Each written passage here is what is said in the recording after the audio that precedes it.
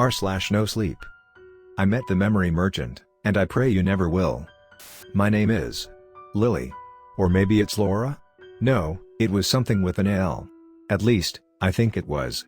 Names don't mean much anymore when your memories are no longer your own. They're scattered fragments now, pieces of a puzzle that no longer fit together. But I do remember how it started. I was at the lowest point of my life. My job was killing me, endless days of thankless work with nothing to show for it. My friends? Gone. My family? Distant. Depression had carved out my days, and insomnia had stolen my nights. I was a hollow shell, drifting aimlessly from one miserable moment to the next. One night, unable to sleep, I stumbled upon a post in a late-night forum titled, "Forget the Pain. Start anew. Meet the Memory Merchant." It sounded ridiculous. Too absurd to be real. But at 3:27 a.m., desperation does strange things to people.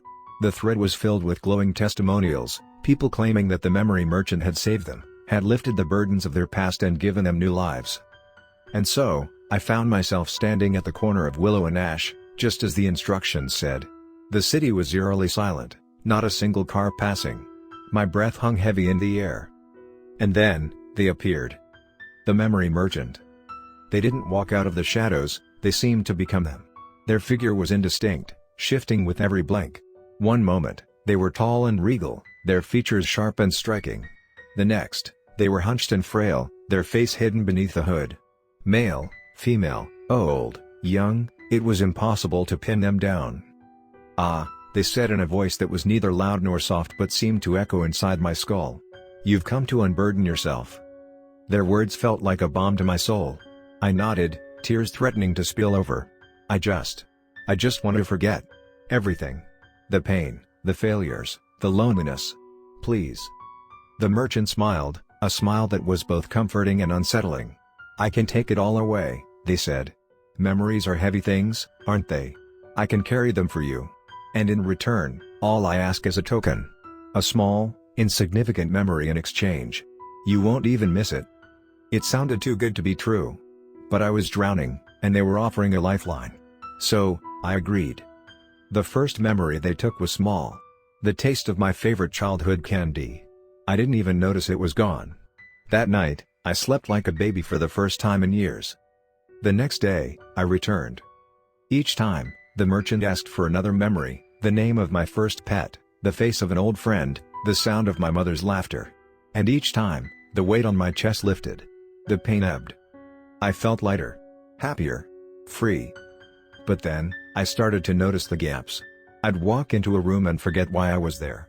A stranger on the street would greet me warmly, but I couldn't recall their name or how I knew them. My reflection in the mirror looked familiar but distant, like a face you'd seen once in a dream. Still, I kept going back. One day, the merchant's requests grew. Different. "Tell me about your first kiss," they said. I hesitated. That memory was precious to me, one of the few moments of pure happiness in my life. But their voice was soothing, persuasive.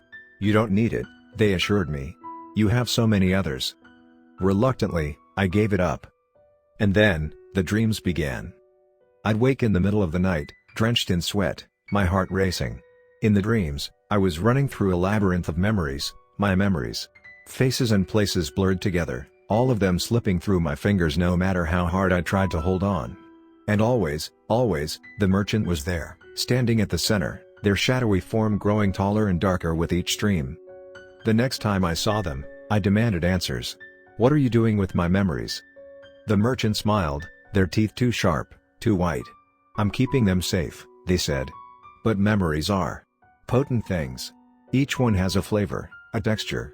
Yours are particularly delicious." I felt my stomach drop. "You're eating them?" "Consuming, savoring, cherishing," they replied, their tone almost playful. "You see, memories are what make you you. Without them, you're just an empty vessel. And soon, my dear, you'll have nothing left to give." I tried to run, but the street twisted and turned, becoming an endless maze. The merchant's laughter echoed around me, growing louder, more insidious.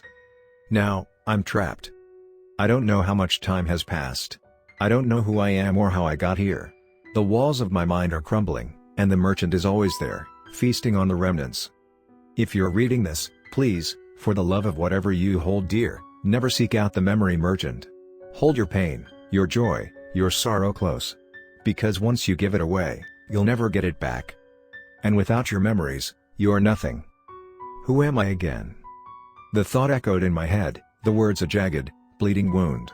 My mind, once a place of clarity and recollection, was now a fractured void, a dark ocean where even the simplest memories were swallowed by an abyss too deep to navigate. Each passing moment was like a sharp, cutting wind, pulling me further from the person I had once been. Was I Lily? Laura? I couldn't remember. I could feel the presence of the memory merchant in the corners of my mind, lurking like a predator waiting to pounce. I had given them so much already, so much of who I had been, so much of who I thought I was. And in return, I had been given relief, peace, and the illusion of happiness. But those fleeting moments were nothing more than a cruel mirage. The truth of what was happening to me, what had been happening for so long now, was slowly coming into focus. The merchant had kept their word, just not in the way I had hoped. They had taken my memories, yes, but they hadn't just discarded them like scraps. No. They had consumed them. And with each memory devoured, I felt myself slipping away, piece by piece. I remember how it started, the feeling of relief that first time, the overwhelming sensation of being able to forget. How could I have known it would cost me everything? How could I have known that the price would be my identity?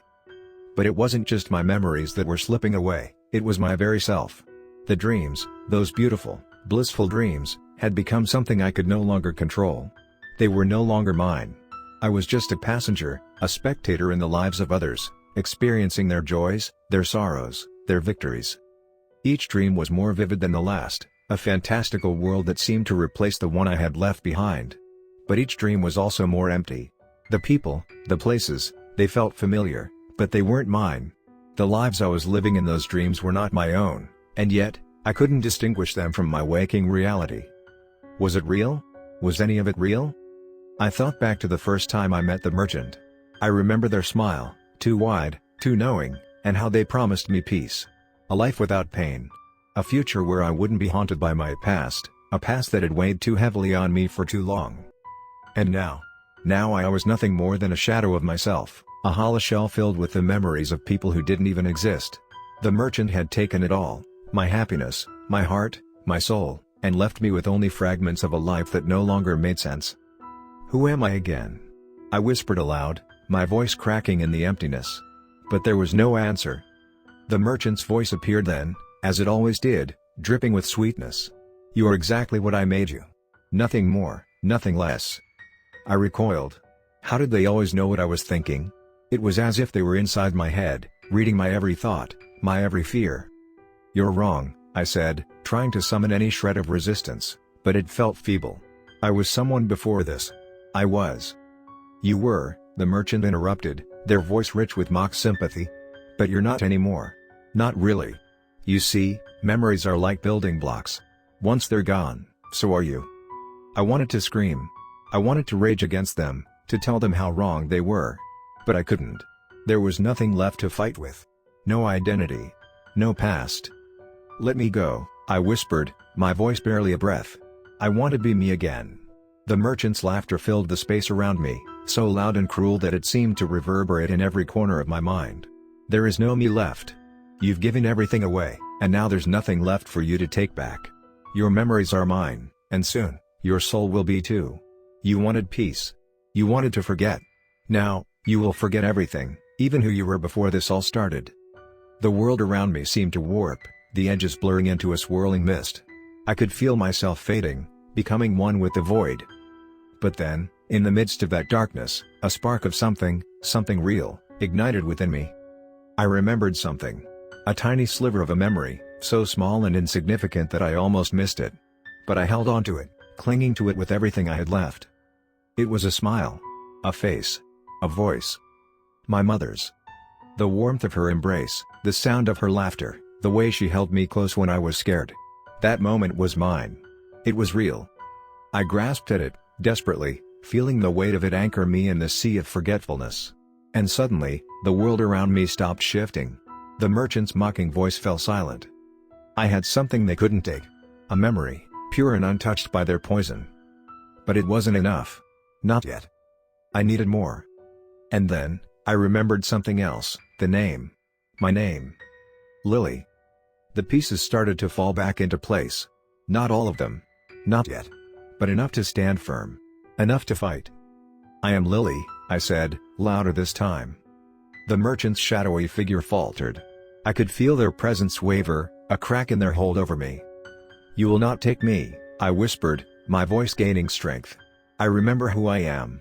And you can't have me. The merchant seemed to grow more furious, their form twisting violently as they tried to overwhelm me once again. But I held on. I clung to the memories I had left, each one a lifeline in the storm of their chaos. You are mine, the merchant hissed, their form distorting into something grotesque. But now, you are nothing. No, I said, standing tall despite the overwhelming darkness. I am me. And you will never take me again. The merchant roared, a sound that reverberated in my mind and tore at the very fabric of my being. But I didn't back down. I was Lily. I was me. And I was going to keep it that way. With a final, defiant scream, the merchant's presence began to dissolve, the darkness receding into the distance. I was free. But freedom came with a price. I don't know where the memory merchant went, or if they are truly gone for good. But I've learned something important: memories are fragile. They shape us, define us, and in some cases, they can destroy us. I was lucky to have held on to the pieces of who I was. Not everyone would be so fortunate. I still don't remember everything. There are still gaps in my mind, places where the merchant's touch lingers, but I'm fighting to fill them. I won't let them take me again. If you're reading this, don't fall into the same trap I did. Don't seek the merchant, no matter how tempting it might seem. Your memories are yours, don't give them up for a fleeting moment of peace. You are you because of them. And without them, you are nothing. I am Lily. And I will never forget again.